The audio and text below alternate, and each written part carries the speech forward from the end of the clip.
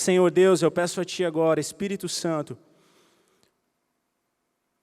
que o Senhor testifique, Espírito Santo, em nosso coração, qual é a palavra do Pai a nós.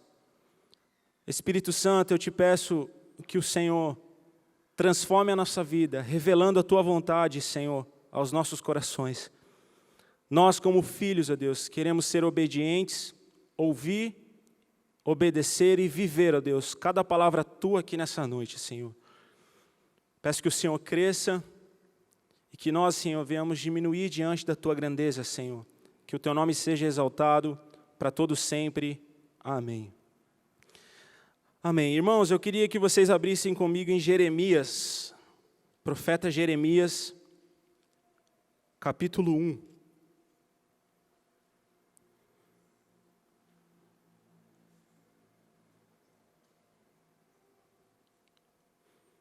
Deus começou a falar ao meu coração esses dias num culto que o apóstolo ministrava, e Deus começou a falar comigo a respeito dessa palavra que a gente vai ouvir hoje. E quando Deus começou a falar comigo a respeito dessa palavra, o que o Espírito Santo falava no meu coração é: você tem uma identidade. Você tem uma identidade. Uma identidade divina. Uma identidade que Deus te deu. E quando você e eu, quando a gente entende essa identidade que nós temos, a nossa vida pode ser mudada. Amém? Então, baseado nisso, Jeremias capítulo 1, versículo 5. Antes que eu te formasse no ventre, eu te conheci. E antes que saísse da madre, te santifiquei às nações e te dei por profeta. Essa é a palavra de Deus, quando Deus fala a Jeremias, e Jeremias narra isso que Deus disse. Versículo 7. Mas o Senhor me disse, versículo 6. Então disse eu, Senhor Jeová, eis que não sei falar porque sou uma criança.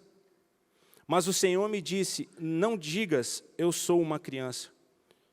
Porque aonde quer que eu te enviar, irás, e tudo quanto te mandar, dirás. Não temas diante deles, porque eu sou contigo para te livrar, diz o Senhor. E estendeu o Senhor a mão e tocou-me na boca, e disse-me o Senhor, eis que ponho as minhas palavras na tua boca. Amém. Jeremias, profeta Jeremias, assim como todos os profetas de Deus, eles tiveram um momento muito especial com Deus. Alguns momentos muito especiais com Deus. E aqui, quando Jeremias relata esse momento, ele diz que Deus tocou seus lábios e disse, eu vou colocar as palavras nos seus lábios. E antes, Deus fala assim, Jeremias, não diga que sou uma criança, porque eu estou contigo. Quando Jeremias fala para Deus, Deus, eu sou como uma criança, ele está dizendo que não é capaz. Eu não sou capaz, Senhor, eu não posso fazer isso. Eu não sou digno dessa obra, eu não. Só que se a gente for entender o contexto, o momento que Jeremias estava vivendo, irmãos, a gente vai entender o porquê que ele diz, Senhor, não, eu não. O povo de Israel aqui estava sendo extremamente perseguido, morto, sendo humilhado, sendo escravizado. O povo de Deus, o povo de Israel aqui tinha se afastado de Deus, estava longe, longe, longe de Deus. Vivendo a idolatria, a prostituição, mentira. Vivendo algo que não era o que Deus tinha para o seu povo. E Jeremias foi escolhido por Deus desde o ventre da sua mãe. Desde o ventre da mãe, ele foi escolhido por Deus para trazer essa mensagem ao povo dele, ao seu próprio povo e ao povo de Deus. Então, como a gente leu no versículo 5, antes que eu te formasse no ventre, eu te conheci. Eu sei quem você é, Jeremias. Então não diga que você é uma criança, porque quem te conhece sou eu. Eu te formei, eu te gerei. E antes que você saísse do ventre da sua mãe, Jeremias, eu te abençoei. Eu te abençoei. O próprio Deus diz isso ao profeta Jeremias, e ele diz: Senhor, eu não. Eu acho que se fosse qualquer um de nós aqui, estivesse vivendo esse momento, diria isso. Você se levantar como um profeta, porque Jeremias sabia, ele conhecia Deus, ele sabia que a missão que ele ia ter era difícil. Uma missão difícil. Pregar o arrependimento para o povo de Israel, trazer a clareza daquilo que Deus tinha para o povo de Israel nesse momento, não, Senhor. Não, eu não. Eu não. E aí Deus diz no versículo 7, mas o Senhor me disse, não digas eu sou uma criança, porque aonde quer que eu te enviar, irás, e tudo quanto eu te mandar, dirás. Irmãos, uma coisa que a gente precisa entender da parte de Deus, Deus espera de nós obediência. Deus é soberano. Hoje de manhã eu estava na moto indo para o trabalho e pensando, meditando na palavra, e eu comecei a meditar naquilo que nos afasta de Deus, que é o pecado. A única coisa que pode nos afastar de Deus é o pecado. E quando a gente se afasta de Deus, Deus continua sendo o mesmo. É ou não é verdade? Deus, ele é soberano, ele não muda, ele é o mesmo ontem, hoje e sempre vai ser o mesmo Deus, o Todo-Poderoso. O que governa todas as coisas, que tem domínio sobre tudo. Esse é o nosso Deus. Então, quando a gente peca, quem sofre as consequências somos nós. A gente que colhe as consequências ruins. Quanto mais distante de Deus a gente vai ficando, mais as consequências nós vamos colhendo. A vantagem que nós temos é que Deus nunca desiste de mim e Ele nunca desiste de você. Jesus Cristo não veio para condenar o mundo, Ele veio para salvar. Ele trouxe a salvação para mim e para você. Então, essa é a graça que chega até nós, a salvação de Cristo. Então, Ele nunca desiste de mim e de você. Deus, Ele nunca vai desistir de te salvar. Ele nunca vai desistir de te tirar do lamaçal do pecado, de me tirar do lamaçal do pecado e me trazer para a luz. Nunca. Nunca. E se a gente entender que quem perde somos nós, a gente não vai pecar. A gente vai fugir do pecado. A gente vai fugir daquilo que é mal. A gente vai resistir ao diabo. Porque aí sim ele vai fugir da gente. Amém? E Deus espera de nós o quê? Essa obediência. Tudo aonde eu mandar você ir, você irá. E tudo aquilo que eu te disser, você dirá ao povo. E não serão palavras boas. Serão palavras de arrependimento e de conserto. E a Bíblia relata alguns profetas, e eu comecei a pensar um pouco na identidade de Jeremias. Todos os profetas tiveram alguns momentos altos e baixos. Eles tiveram alguns momentos altos e baixos de tristeza, de angústia. Jeremias também. Jeremias foi perseguido, foi ameaçado de morte, ele foi colocado preso e foi surrado. Logo depois, no capítulo 20, Jeremias fala, Senhor, por que eu nasci? Olha só que engraçado, irmãos. Deus, no início de tudo, Deus se refere a Jeremias. Jeremias, no ventre da tua mãe eu já te conhecia. Antes de você sair do ventre da tua mãe, eu já te abençoei. E no capítulo 20, ele fala para o Senhor, Senhor, eu não devia ter nascido. Ele começa a argumentar com Deus aquilo mesmo que Deus tinha dito. E é muito comum a gente fazer isso, né? Senhor, por que o Senhor me colocou nessa obra, então? Não foi o Senhor que me colocou aqui?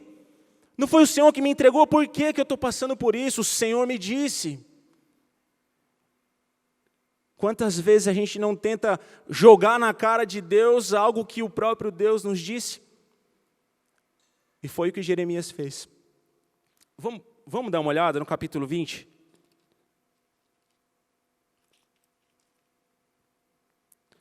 Versículo 18, olha só. Porque saí da madre para ver trabalho e tristeza, e para que se consumam os meus dias na confusão? Para que, Deus? Por que eu nasci? Qual é o meu propósito? O Senhor não me disse que me abençoou quando eu nasci? O Senhor não me disse que me conhecia? Aqui, Jeremias tinha passado por um momento muito difícil. Ele foi perseguido e surrado, ele foi colocado no tronco, no cepo, ele foi humilhado, ele foi chicoteado aqui no início do 20.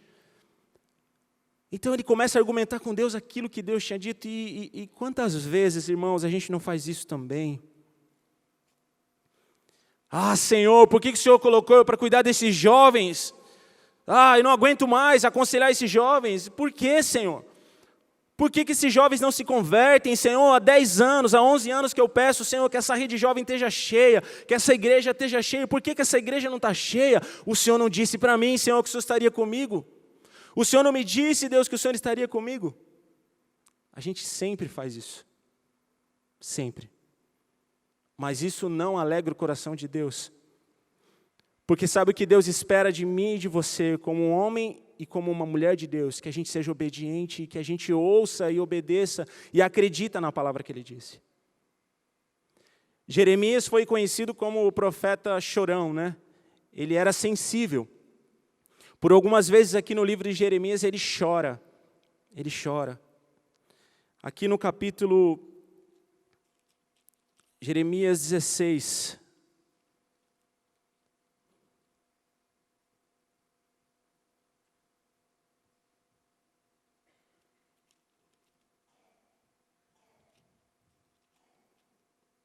Perdão, irmãos, não é no 16, não. Eu não me lembro onde está agora. Eu li lá em casa, mas a Bíblia fala que ele começa a chorar, a se lamentar pelo povo. Jeremias começa a sentir a dor pelo povo, porque cada vez mais o povo começava a se distanciar de Deus, do Criador. E Jeremias começa a chorar e ele fala assim, que os meus olhos se tornem como rios. Porque ele chorava o tempo todo, ele chorava, e ele chorava, e ele chorava, e ele se colocava diante do Senhor, e chorava, e clamava a Deus por aquele povo, e ele pedia para que Deus trouxesse a restauração para aquele povo, e ele trazia a mensagem para aquele povo, e o povo não ouvia, cada vez mais se distanciava, mas mesmo assim ele foi permanecendo, obediente a Deus, ouvindo a voz de Deus, clamando, chorando, lamentando, chorando, e permaneceu firme naquela obra. E não desistiu.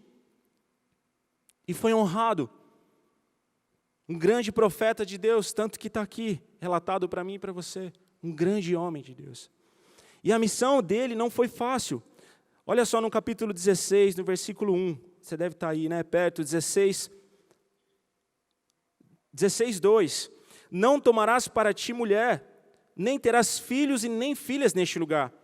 Porque assim diz o Senhor acerca dos filhos e das filhas que nascerem neste lugar, acerca de suas mães que os tiverem e dos seus pais que os gerarem nessa terra, morrerão de enfermidade, dolorosas, e não serão pranteados nem sepultados. Servirão de esterco para a terra, e pela espada e pela fome serão consumidos, e os seus cadáveres servirão de mantimento às aves do céu e aos animais da terra. Jeremias, você não vai se casar, você não vai ter uma esposa, você não vai ter uma família, você vai só profetizar. Você vai dizer aquilo que eu digo para você, para esse povo. E ai daqueles que nascerem, porque serão assim, serão como mantimento para os animais, para as aves do céu. Então o juízo de Deus vinha sobre a nação aqui de uma forma pesada, porque o povo se distanciava cada vez mais de Deus. E o juízo de Deus vinha sobre eles. E as profecias e as palavras de Jeremias se cumpriram. As palavras de Jeremias se cumpriram. Será que se Deus entregasse uma missão dessa para mim e para você hoje, qual seria o nosso comportamento? Qual seria a nossa identidade diante disso tudo?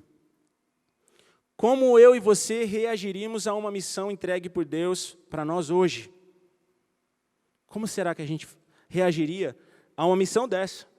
No meio de um povo corrompido, que não olha para Deus, que não acredita no seu Deus, sem ninguém, sem família. Pode ser que tivesse alguns amigos, mas não acredito que muitos, porque a Bíblia aqui em Jeremias diz que Jeremias ele não participava de nada.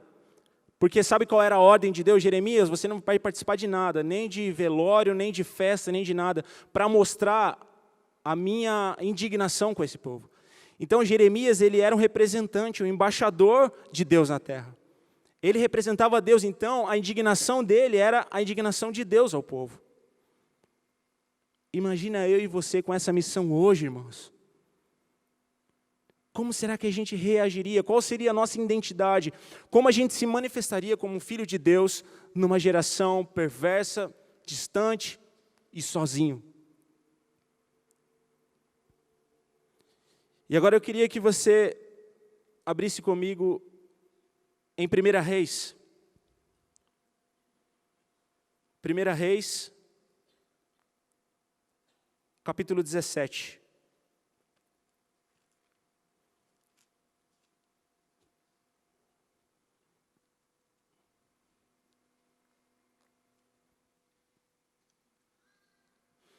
Acho que a maioria de nós aqui conhece essa história.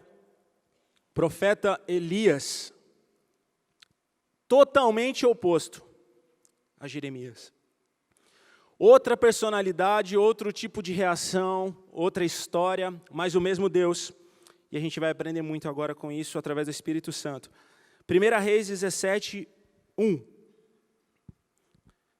Então, Elias, o tibista, dos moradores de Gileade, disse a Acabe: vive o Senhor, Deus de Israel, perante cuja face eu estou, que neste ano nem orvalho e nem chuva haverá, senão segundo a minha palavra. Acabe, longe de Deus, Elias, próximo de Deus, profeta, embaixador de Deus, como Jeremias diante do povo. Depois veio a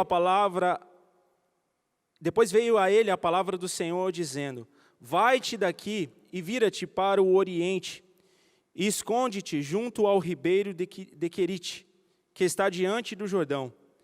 E há de ser que beberás do ribeiro, e eu tenho ordenado aos corvos que ali te sustentem. Foi, pois, e fez conforme a palavra do Senhor, porque foi e habitou junto ao ribeiro de Querite, que está diante do Jordão.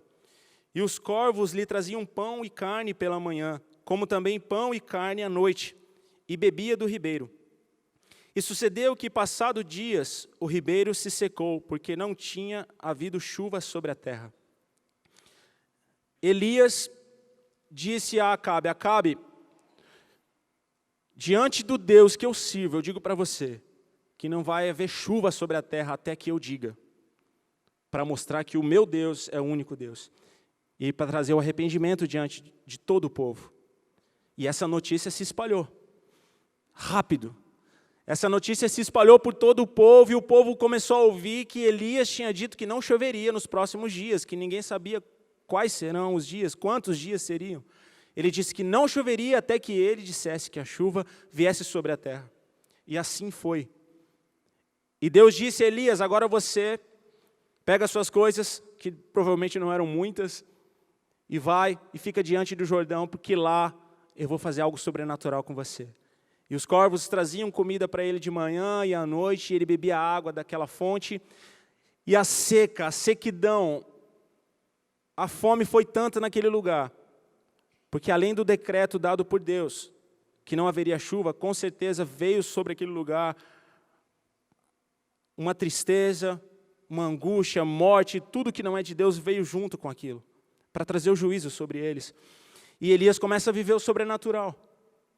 Ele começa a desfrutar de algo que é sobrenatural. Irmãos, imagina você acampado no meio da selva, que a gente tem bastante aqui, né? E todo dia de manhã à noite vem um animalzinho e traz a comida para você, sem você fazer nada. Sobrenatural, né? Alguns iam querer matar o animal para comer. Mas ali naquele caso o animal trazia comida e ele comia. E era noite, vinha mais um pouquinho. E aí dava sede, ele bebia aquela água até que secou. E a gente sabe que não choveu até a segunda ordem, até que Deus mandasse chuva sobre a terra, porque Deus era com Elias. E depois disso, Elias começou a viver grandes milagres, quando ele foi até a viúva, que se multiplicava o azeite, e a unção vinha, e Elias fala: faz para mim. E aquela mulher fez, obedeceu aquela palavra daquele profeta, porque obedeceram à voz de Deus. Então Elias começou a viver algo sobrenatural com Deus, algo ousado. Chegar diante do rei Acabe, homem poderoso, e falar: não chove, não choveu. E aí no versículo 18, 1, e sucedeu que depois de muitos dias a palavra do Senhor veio a Elias no 3º ano, dizendo: vai e mostra-te a Acabe, porque darei chuva sobre a terra. Elias, agora chegou a hora de nós manifestarmos o reino dos céus aqui neste lugar. E todos saberão que existe só um Deus. Vai até Acabe. E Elias foi. Obedeceu à voz de Deus e ele se encontrou com Acabe. E aí Deus continua presente com Elias, e aí aquela história marcante que eu acho que todos nós conhecemos aqui no versículo 22, que Elias se encontra com os profetas de Baal. O que acontece? Vem fogo do céu. Os profetas, os 450, eram quase 1000 homens com ele ali, eram 450 profetas de um, 450 de outro, mais alguns ali que tentavam, e eles começaram a clamar, e nada, e o fogo não descia, porque Elias disse: vamos clamar, e o Deus que responder por fogo, esse é o Deus verdadeiro. E nada de fogo enquanto aqueles profetas clamavam, até que Elias simplesmente faz uma oração: Senhor, para que todos saibam que o Senhor é Deus, manda fogo. E o fogo veio e consumiu todo o holocausto, tudo, toda a água, a lenha, não deixou nada. Nada. E todos puderam contemplar que só o Senhor é Deus. Elias viveu coisas sobrenaturais. Viveu ou não viveu? Imagina você e eu, a gente clamando por fogo hoje, e Deus envia fogo do céu. Imagina você acampado e os animais te alimentando. Imagina você orando e declarando uma palavra profética sobre alguém e aquela palavra se cumprindo, como ele fez aqui com essa viúva. Imagina você profetizando e Deus com você e fazendo com que aquelas palavras que você diz se cumpram. Esse é o nosso Deus, Ele faz isso com a gente. Deus deseja confiar em mim e em você. Ele quer que a gente seja ousado. Através da direção dEle, do seu Espírito, que a gente seja ousado como igreja. Que a gente seja como esses profetas, ousados, tenham coragem.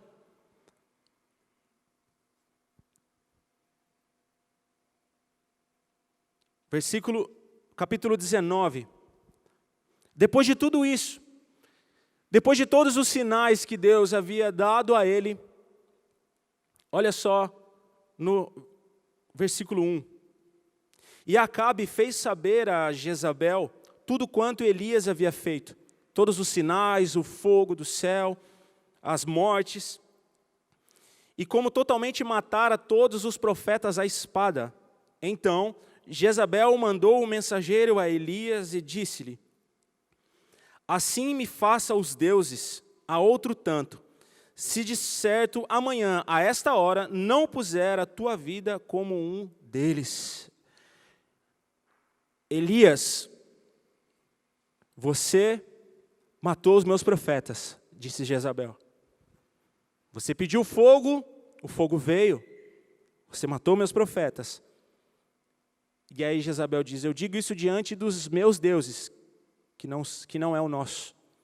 Por isso que é com letra minúscula, porque não é um Deus verdadeiro. Que amanhã, a essa hora, você não vai estar como um deles. Agora pensa numa ameaça pesada. Pensa num momento de peso, de angústia. Foi essa hora quando Jezabel lançou essa ameaça sobre Elias. Elias, amanhã, a essa hora, você já era, porque você mexeu comigo. Versículo 3. O que vendo ele se levantou, e para escapar com vida, se foi e veio a Berseba, que é Judá. E o deixou ali o seu moço. E ele se foi ao deserto, a caminho de um dia, e veio e se assentou debaixo de um zimbro.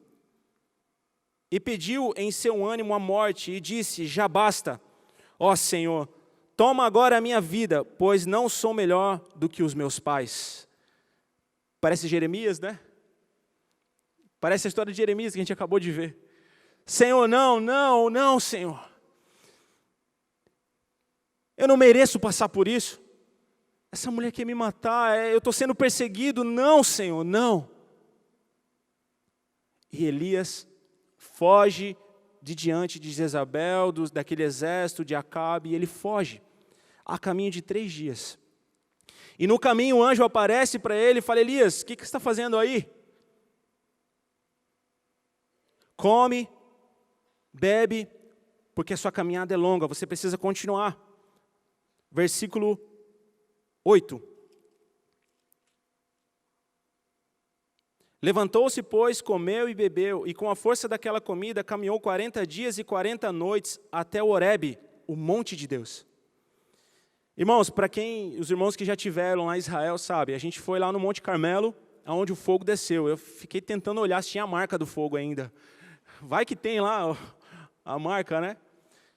E eu olhava e aquele pelo menos na parte que a gente foi, é uma montanha com bastante pedra, né? Umas pedras diferentes, até trouxe uma de lá. O Monte Horebe é muito longe do Sinai. Perdão, o Carmelo é muito longe. O Sinai é no deserto, é do outro lado. Mais de 400 quilômetros de distância. Será que Elias ficou com medo? Será que ele temeu essa ameaça? Ele andou mais de 400 quilômetros no calor, que lá é um pouco quente. Imagina no deserto, né? Deve ser mais quente ainda. E ele foi caminhando até um monte, e lá, o que aconteceu? Ele entrou numa caverna e se escondeu. E lá ele ficou lá dentro. Versículo 15. E o Senhor disse: vai e volta pelo teu caminho para o deserto de Damasco. Vem e unge a Azael, rei sobre a Síria. Elias, ele foi para o monte, ele andou mais de 400 quilômetros, ele entrou na caverna, ele ficou lá dentro tentando se esconder de Deus, tentando fugir daquilo que era a sua missão, que era aquilo que ele precisava fazer. Jezabel lançou uma ameaça sobre ele, Satanás trouxe ameaças de morte sobre Elias. A sua personalidade, aquele momento ele foi abalado por aquelas palavras, ele se entregou para aquele momento e fugiu. Fugiu. Ele teve um momento de fraqueza, mas Deus nunca desiste de nós. Deus, ele nunca desiste de nós, irmãos. Nunca, nunca. E quando Elias se esconde nessa caverna, olha só o que ele começa a dizer no versículo 10. E ele disse: tenho sido muito zeloso pelo Senhor. Será que a gente já disse isso, irmãos? Na obra: Senhor, está difícil, como esse ministério de louvor dá trabalho, né, pastor Marcelo? Como dá trabalho, meu Deus, é ensaio em cima de ensaio, e o povo que fura escala, e meu Deus do céu, o que eu vou fazer, Senhor? Eu sou tão zeloso. Eu sempre estou aqui, todo sábado, rede após rede, há 11 anos eu estou aqui, Senhor, mas não dá mais, Senhor. Tenha dó de mim, Senhor, por favor, eu não consigo mais. Eu tenho sido tão zeloso, Deus dos exércitos, porque os filhos de Israel deixaram o teu concerto, derrubaram os teus altares, mataram os seus profetas, a espada, e eu fiquei só.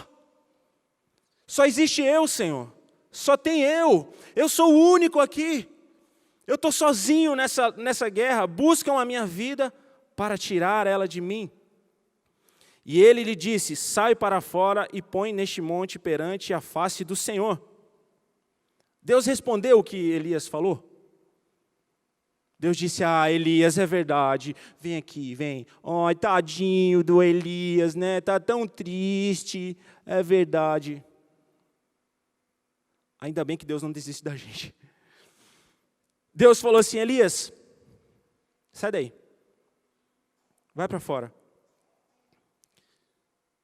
Vai diante da minha face. E eis que passava o Senhor. Olha só que importante. Eis que passava o Senhor, como também um grande e forte vento, que fendia os montes e quebrava as penhas diante da face do Senhor. Porém o Senhor não estava no vento. Elias saiu de dentro daquela caverna, no Monte Sinai. A gente sabe o que é o Monte Sinai, né? No Monte Sinai é o monte de Deus. É onde Deus falava com Moisés. É onde Deus se manifestava. É onde Deus aparecia ao povo. onde o topo do morro fumegava e a glória de Deus estava sobre aquele lugar e tudo tremia. Foi onde aconteceu tudo isso, antes um pouco. E Elias estava lá. E passou um vento que fendia, cortava os morros, aquele vento. Mas Deus não estava no vento. E depois do vento, um terremoto. E também o Senhor não estava no terremoto. E depois do terremoto, um fogo. Porém também o Senhor não estava no fogo. E depois do fogo, uma voz mansa e delicada. E sucedeu que, ouvindo a Elias, envolveu o seu rosto na sua capa, e saiu para fora, e pôs-se à entrada da caverna. E eis que veio a ele uma voz, que dizia: o que fazes aqui, Elias? E ele disse: eu tenho sido extremamente zeloso pelo Senhor, Deus dos exércitos, porque os filhos de Israel deixaram o teu concerto, derrubaram os teus altares, e mataram os seus profetas à espada. E mais uma vez Elias disse: e eu fiquei só, e buscam a minha vida para tirar. E o Senhor lhe disse: vai, volta pelo teu caminho para o deserto de Damasco. Vem e unge a Azael, rei sobre a Síria, e também a Jeú, filho de Ninsi, ungirás rei de Israel. E também Eliseu, filho de Safate, de Abel-Meolá, ungirás profeta em teu lugar. Versículo 18. Também eu fiz ficar em Israel, Elias, 7.000, todos os joelhos que se não dobraram a Baal, e toda a boca que não o beijou. E aqui o Senhor encerrou a conversa. Aqui Deus terminou as suas palavras para Elias nesse momento. E aí a Bíblia continua dizendo no 19, porque Elias temia Deus, e partiu, pois, Elias dali, e seguiu as ordens do Senhor. 2 vezes Elias falou: Senhor, estou sozinho. Acabou, Senhor, tem ninguém. Sou o único. Aleluias por mim. Senhor, olha como eu estou perseguido, Senhor. Sabe a Jezabel? Está querendo me matar. Por isso que eu estou aqui, Senhor, no monte. No teu monte, Senhor. Aí Deus fala: Elias, sai. Vai lá fora que eu quero te mostrar uma coisa. E aí Deus está dizendo isso para mim e para você hoje. André, tira a mão do volante, tira o pé do acelerador e sai. Sai do carro. Mas, Senhor, sai do carro. E eu sei que Ele é Deus. Eu sei que Ele é soberano. E ai de mim se eu não obedecer. Tá bom, Senhor. E Elias foi. E aí veio o sinal. Senhor, o vento soprou, a terra tremeu, o fogo veio. E ele tinha acabado de ver fogo, irmão. O fogo tinha descido do céu, consumido. O Senhor está no fogo, de novo. O Senhor é um Deus de fogo. O Senhor é um Deus de tremer a terra. Esse é o meu Deus. Mas Deus não estava ali. Deus fez, mas Deus não estava ali. Deus mandou o vento, mas Ele não estava no vento. Deus tremeu a terra, porque a Bíblia fala: o Senhor estava ali, mas Deus não estava naquele tremor. Deus mandou o fogo de novo. Está vendo, Elias, o fogo? Eu que estou fazendo, mas o Senhor não estava ali também. E aí veio uma voz, um som suave e delicado, como Elias nunca tinha ouvido. Elias estava acostumado com coisa doida. É com animal trazendo comidinha, é com chuva parando, é ele falando e acontecendo, é o fogo caindo do céu e consumindo tudo com uma oração. Ele estava acostumado com isso. É ele profetizar e acontecer, e aí Deus fala: Elias, sai do carro. Sai, tira a mão do volante, tira o pé do acelerador, sai da caverna que eu quero te mostrar uma coisa. Vem cá. E ele reforça: Senhor, mas ele fala de novo as mesmas palavras: Senhor, eu estou sozinho. Mataram todos, sobrou ninguém, Senhor, só eu, único, pode me usar, estou aqui. Eu estou aqui, Senhor, pode me usar. Aí Deus se manifesta a ele com todas essas coisas, mas fala: eu não estou aí. Eu não estou nesse fogo, eu não estou nesse vento, eu não estou nesse terremoto. Fui eu que fiz, mas eu não estou aí, porque eu não quero falar com você assim. eu não quero me manifestar com você assim, Elias, porque agora a minha conversa com você é diferente. Vem cá. Desce daí, sai daí, unge lá os reis, e você vai ungir outro no teu lugar. Desce desse morro. E Elias, como um bom entendedor e um bom servo, obedeceu e fez aquilo que Deus tinha dito para ele. E depois a história continua e a gente sabe que Elias é levado aos céus. Deus não desiste da gente, irmãos. Deus não desiste da gente. Isso trouxe condenação para Elias? Não, não. Simplesmente Deus falou, chega, sai do carro, tira a mão, chega. Desce, vou te usar ainda um pouquinho, unge outro no teu lugar. Vou fazer algumas coisas ainda, mas o seu tempo se encerrou aqui, Elias. Vou usar outro. E aí o que eu queria compartilhar com vocês, que foi algo que queimou meu coração, quando eu comecei a ler esse texto, irmãos.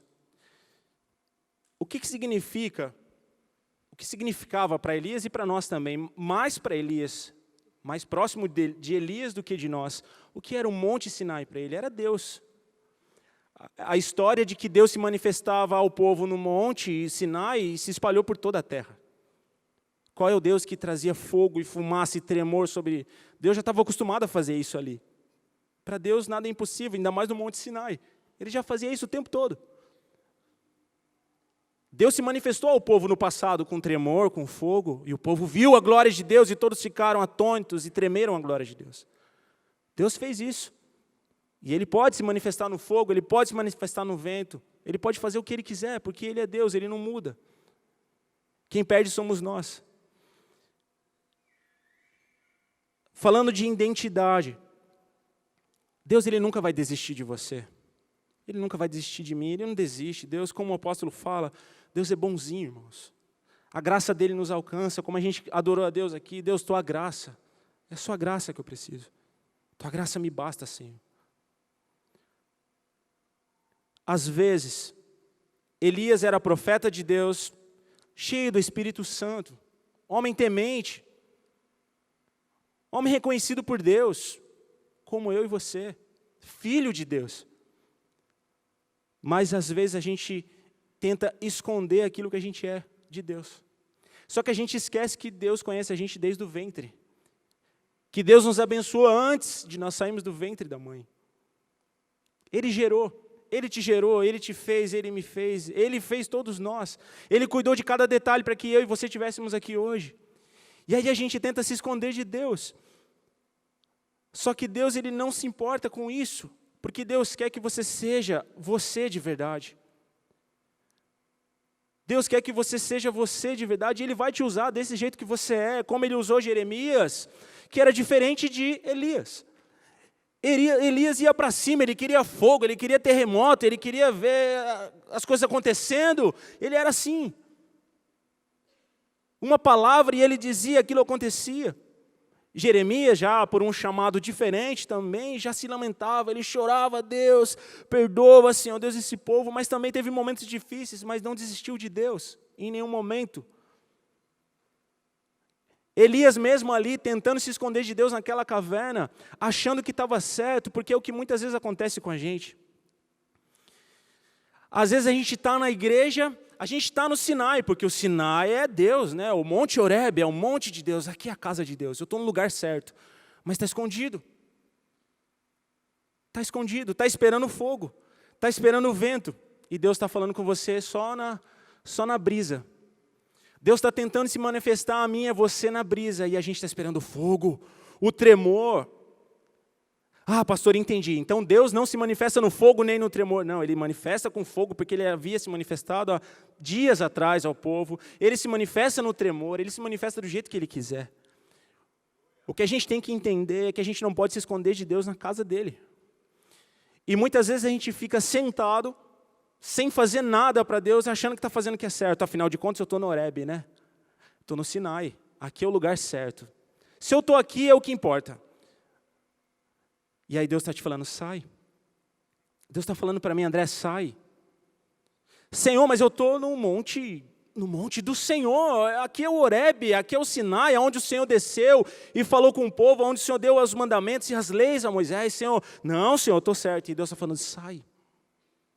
Volta a fazer o que estava fazendo. Desce, sai daí. E como hoje é um culto mais, vamos dizer assim, aos irmãos, né? Porque a maioria de nós aqui já é da casa, é um culto de ensino. O que o Espírito Santo nos diz hoje, o que Deus fala para mim, o que Deus queima meu coração, André, não se esconde no Sinai, não se esconde na igreja. Não tenta se esconder aí. Mesmo que o que você ache que é certo, André, você não está no lugar certo.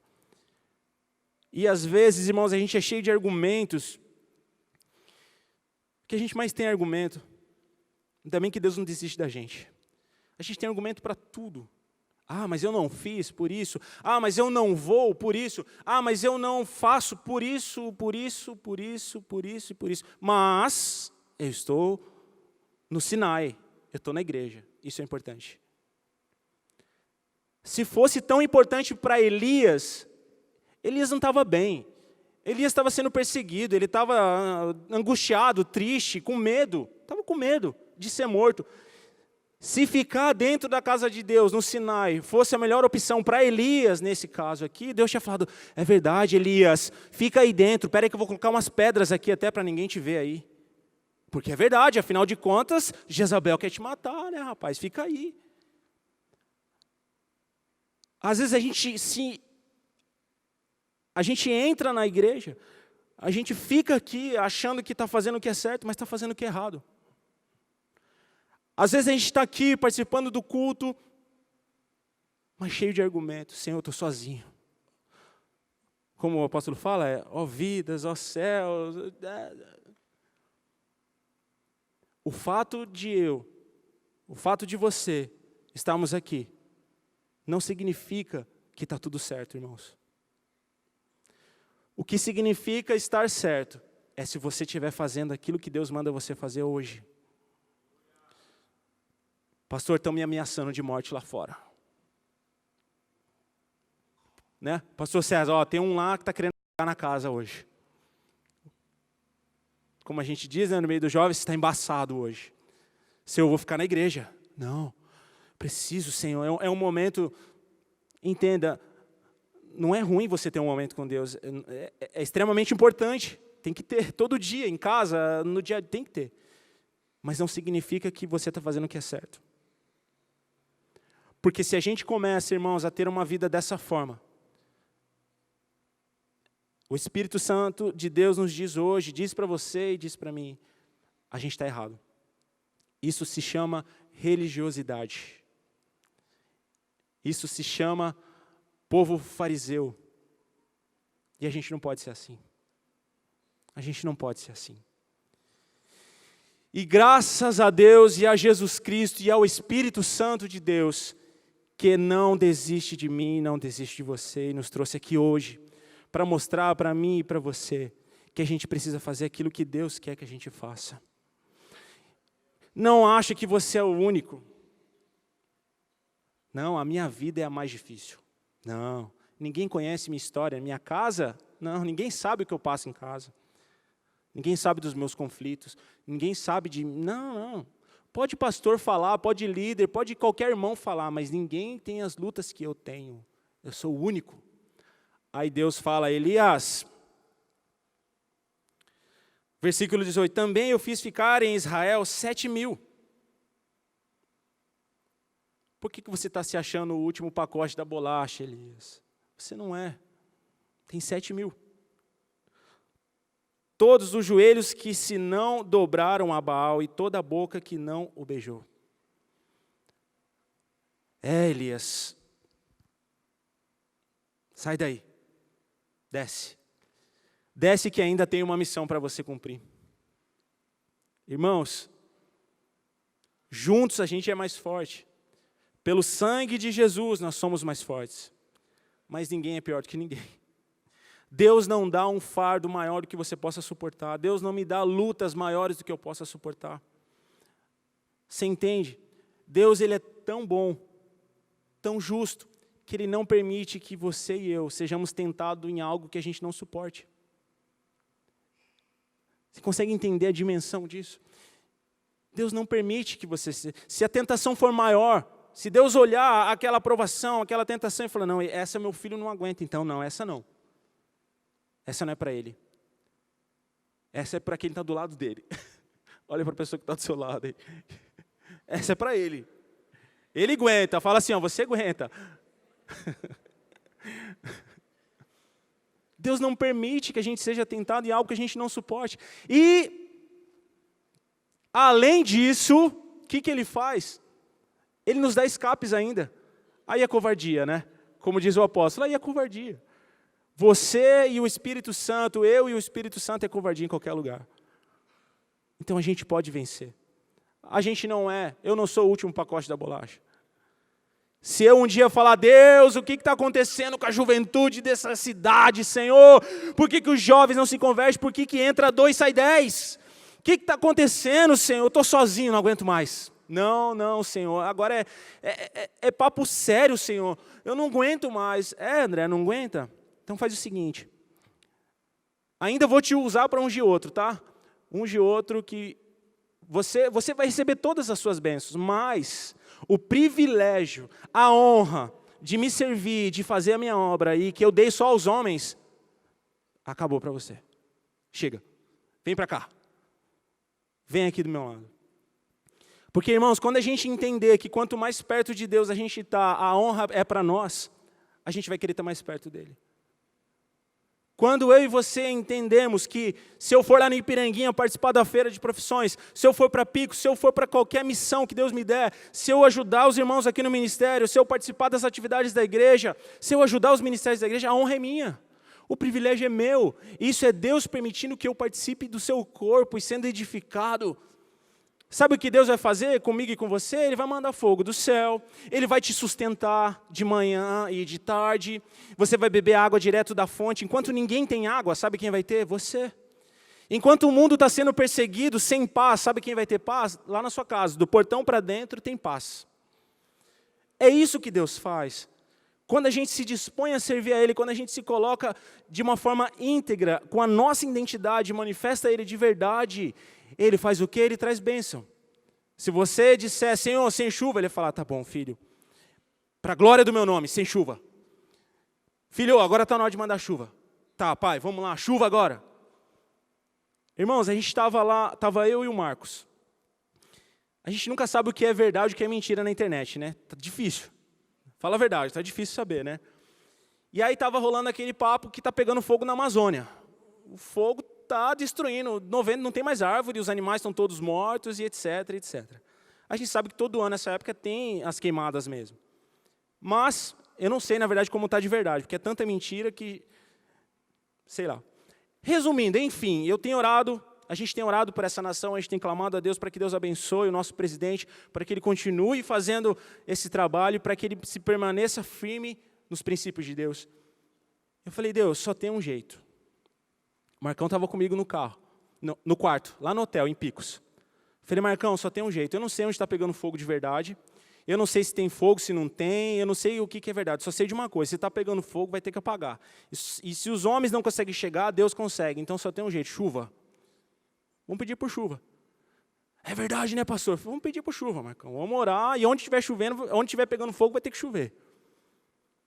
E aí a gente orou no quarto. Isso era meio-dia, sei lá. E aí, para a glória de Deus, eu compartilhei num grupo que a gente tem lá do Ateando Fogo. Falei, galera, avisa para tirar a roupa do varal que vai chover na Amazônia. Pode falar que vai chover. E a gente começou a fazer as nossas tarefas, a gente saiu, a gente foi resolver algumas coisas da igreja lá em Picos, e aí a gente voltou. Era umas 4 horas. E aí, nesse horário, eu ia falar com a Carla, e aí estava lá um monte de mensagenzinha assim, né? Aí eu cliquei num vídeo. Pessoal, olha aqui o que está acontecendo aqui na Amazônia, ó, uma chuva inesperada, o que está acontecendo aqui, está chovendo não sei aonde aqui, e começou a falar, e está chovendo lá, e está chovendo aqui, e eu mostrei para o Marcão, eu e o Marcão olhamos um para o outro, o olho encheu de lágrimas, a gente começou a chorar, e pegou na mão do Senhor, obrigado pela chuva, Senhor, e daqui a pouco começou a aparecer outros postes de outros irmãos que já estavam orando por isso. Você quer chuva? Você quer fogo? Você quer vento? O que você quer? Se você é homem e mulher de Deus e está ali com Ele, é só pedir, irmão. Só pedir. Pede em nome de Jesus para você ver se não acontece. Está difícil? Pai, em nome de Jesus, me ajuda, Senhor. Paz. Senhor, em nome de Jesus, tem enfermidade me perseguindo, Senhor. Eu peço a Ti, Jeová Rafá, que o Senhor venha com a Tua cura. Cura. Se a gente confiar e obedecer, Ele vai fazer. Amém? Eu queria que você ficasse de pé. Queria chamar o Ministério de Louvor. Uma das coisas que a gente faz, crente, a gente que é crente, irmãos.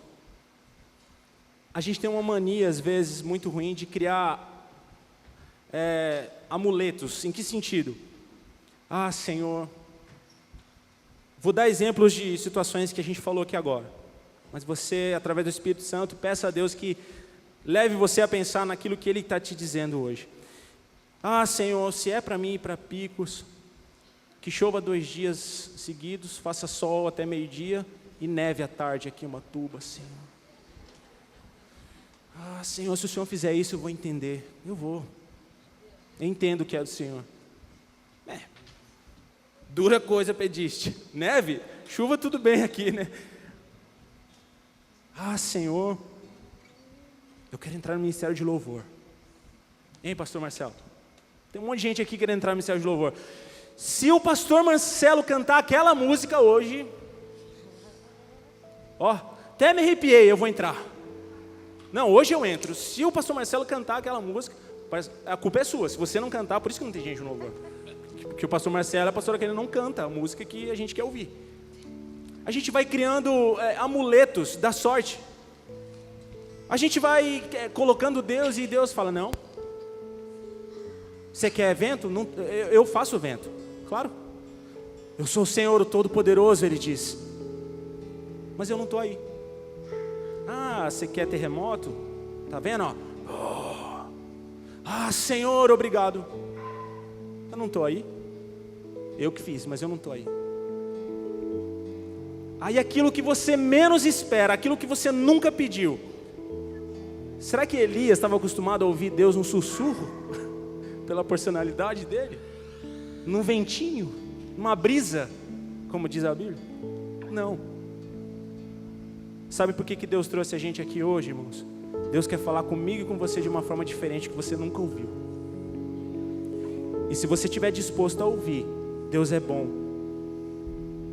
Deus é bom. E Ele quer usar você. Ele quer usar a igreja. Nós somos a igreja viva. A gente tem visto o que Deus tem feito. Então, nesse momento que você fecha os seus olhos, que você comece a refletir através do Espírito Santo nessa palavra. Veja onde você está hoje. O que você tem pedido para Deus. E veja se realmente é isso que agrada o coração de Deus.